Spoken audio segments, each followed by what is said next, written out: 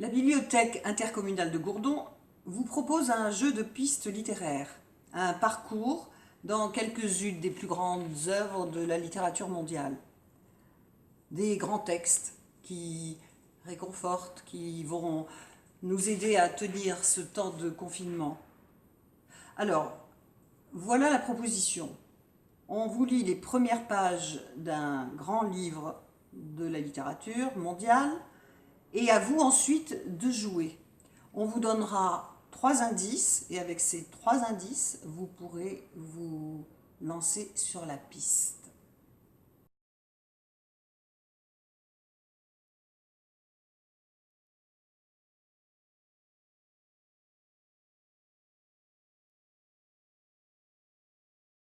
Donc aujourd'hui, je vous présente le tout dernier texte. Alors je dois dire quelques difficultés à le choisir parce que c'est le dernier de toute la série et je voulais terminer sur comment dire, une sorte de bouquet final.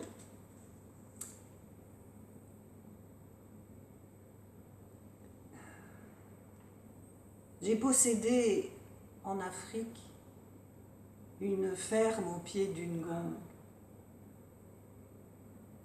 La ligne de l'équateur passait dans les montagnes à 25 000 au nord, mais nous étions à 2000 mètres d'altitude. Au milieu de la journée, nous avions l'impression d'être tout près du soleil, alors que les après-midi, les soirées étaient frais et la nuit très froide. L'altitude, combinée au climat équatorial, composait un paysage sans pareil. Paysage dépouillé, aux lignes allongées et pures, l'exubérance de couleurs et de végétation qui caractérise la plaine tropicale en étant absente. Ce paysage avait la teinte sèche et brûlée de certaines poteries. Le feuillage léger des arbres, au lieu de former un dôme comme en Europe, s'étageait en couches horizontales et paraboliques. Cette structure particulière donnait aux arbres isolés tantôt la silhouette de grands phénix aux palmes mouvantes, et tantôt l'attitude fière et héroïque d'un trois-mâts, les voiles cargués. À la lisière du bois, un frémissement étrange semblait courir et gagner toute la forêt. Quelques aubépines vieilles et rabougries surgissaient de place en place dans la plaine, dont l'herbe sentait le thym et le piment. Les fleurs des prés, les lianes de la forêt étaient en général minuscules, comme celles des plantes grasses qui fixent les dunes. Pourtant, au début de la saison des pluies, on voyait fleurir des lys odorants. Il y en avait à perte de vue, libres et fiers comme la nature de ce pays.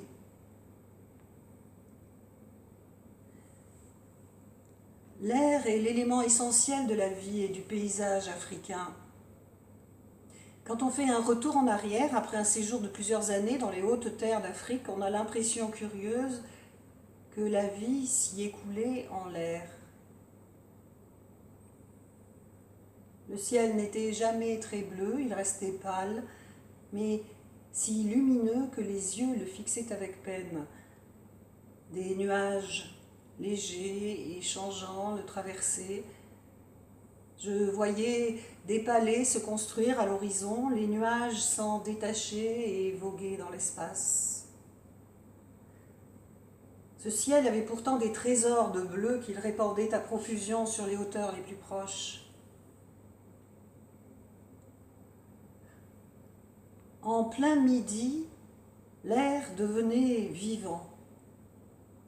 Il brûlait et éclaboussait comme une flamme mouvante, une flamme liquide comme l'eau, réfléchissant et multipliant les objets en d'incessants mirages.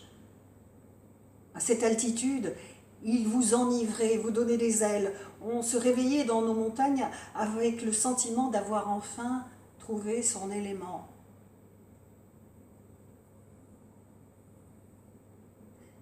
Le Ngong est une longue chaîne de montagnes qui s'étend du nord au sud, couronnée de 4 sommets majestueux qui se détachent en grandes vagues d'un bleu profond sur le ciel. La chaîne atteint à l'est sa hauteur maximum, 2700 mètres, mais il n'y a guère que 700 mètres de dénivellation, tandis qu'à l'ouest, la chute est plus profonde, plus rapide aussi, car la falaise se dresse presque verticale sur toute la longueur de la vallée, la grande vallée du Rift. Le vent dans ces régions montagneuses souffle presque continuellement du nord-est. C'est le vent qu'on appelle, sur les côtes d'Afrique et d'Arabie, mousson ou vent d'est, comme le cheval favori de Salomon. À notre altitude, il était à peine sensible. On eût dit la légère résistance de l'éther lorsque la terre se précipite dans l'espace. Il se brisait contre le ngong, dont les pentes auraient, j'imagine, merveilleusement convenues pour le vol à voile. Porté par les courants aériens, il eût été facile de s'élever jusqu'au sommet de la montagne. Les nuages que le vent entraînait venaient aussi buter contre elle.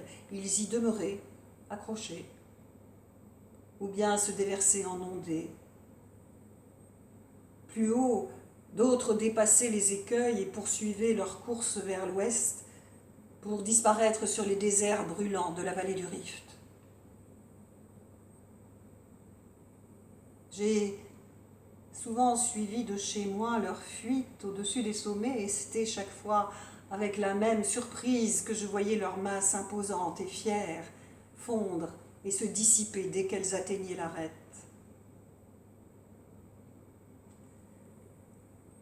Vues de la ferme, les montagnes changeaient d'aspect au cours d'une même journée. Tantôt elles paraissaient toutes proches, tantôt reculées à l'infini. Et le soir, quand le soleil avait disparu, une mince ligne d'argent cernait les crêtes sur le ciel assombri. Et à mesure que tombait la nuit, les 4 sommets s'affaissaient, comme si la montagne s'était allongée pour dormir. L'horizon que l'on découvre des collines du Ngong est incomparable. Au sud, de grandes plaines, puis les vastes terrains de chasse qui s'élèvent jusqu'au Kilimandjaro. Et au nord-est, au contraire, il n'y a que de faibles ondulations, un paysage soigné de parcs se détachant sur un fond de bois. C'est la réserve Kikuyu qui s'étend sur près de 160 km jusqu'au mont Kenya, couronné de neige. Et la région des Kikuyu n'est qu'une mosaïque de champs de maïs ou de bananiers, de prairies. Et ça et là, on voit s'élever la fumée bleue d'un village nègre au toit pointu.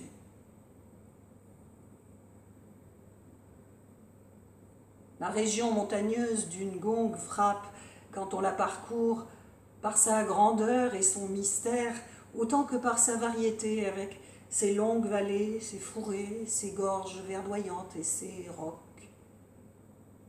Elle possède même très haut, à l'abri d'un sommet, une forêt de bambous. L'eau y ruisselle en sources et en cascades auprès desquelles j'ai souvent dressé ma tente.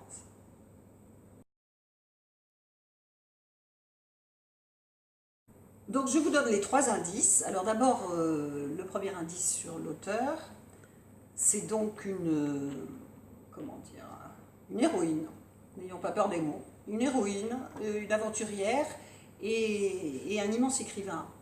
En fait, héroïne, pourquoi? Parce que c'est une femme qui a traversé des épreuves absolument terribles et qui a pu les surmonter et surtout, à partir de là, qui a su se réinventer.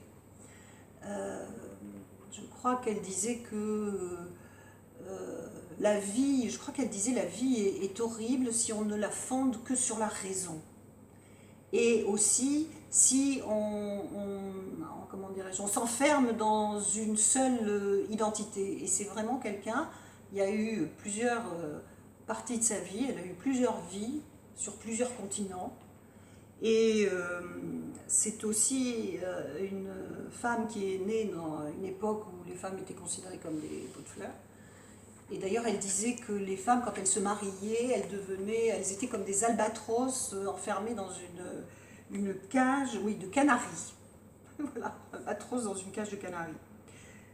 Alors le titre, le titre c'est très simple, il est contenu dans la première ligne du texte. Alors vous vous y reportez, vous trouverez.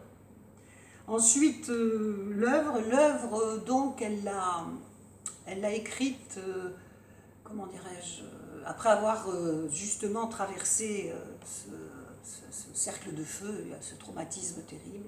Elle s'est enfermée pendant 6 mois et elle a écrit pendant ce temps d'enfermement ce livre et qui a fait d'elle un écrivain à l'âge, je crois, de 49 ans. Et à partir de là, elle n'a pas cessé d'écrire. C'est comment dire, c'est la chronique d'une catastrophe annoncée, mais c'est en même temps une sorte de fable, de mythe. J'ai failli dire le nom d'ailleurs, le titre du livre. Les personnages, alors il y a la nature d'abord, essentiellement, cette nature qu'elle adorait. Et puis il y a 2 catégories de personnages. Alors il y a d'un côté les colons blancs qu'elle exécrait, qu'elle trouvait vulgaires, médiocres. Et puis de l'autre, les gens qui travaillaient sur le domaine qu'elle exploitait, qui appartenaient à la tribu des Kikuyu, et qu'elle considérait, eux, comme des aristocrates. C'était eux les rois aux pieds nus, mais des rois. Et puis, que vous dire d'autre? Ah oui, il y a aussi un homme dans ce livre, un homme exceptionnel, un aventurier lui aussi, d'une très grande érudition et dont elle était folle amoureuse et qui l'a beaucoup fait souffrir. Ensuite, et puis la narratrice évidemment, qui se bat comme un Don Quichotte pour comment dirais-je, qui persévère dans l'entreprise qu'elle a lancée, malgré toutes les déconvenues. Alors, pour terminer, j'avais envie de vous... c'était une grande conteuse, et donc souvent elle citait un conte qu'on lui disait quand elle était enfant, qui s'appelle le conte de la cigogne.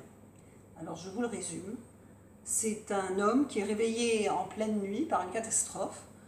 Je crois qu'il pleut dans sa maison, je ne sais plus exactement, et il se lève, et il tombe dans un trou, il en ressort, il fait quelques pas, il retombe dans un trou, il ressort, il tombe à nouveau dans un trou, et puis finalement il n'y a plus de trou, il rentre chez lui, il s'endort, et au matin quand il se réveille, il voit le trajet qu'ont formé ses pas entre les différents trous, et qui forme le dessin d'une cigogne. Et c'est donc le conte de la cigogne, et elle disait, cet auteur, les grands moments sont ceux où j'ai pu distinguer la cigogne, qui étaient souvent des moments d'épreuve, mais dont elle sortait toujours. Donc je vous souhaite, en ces sombres temps, que la cigogne soit à vos côtés.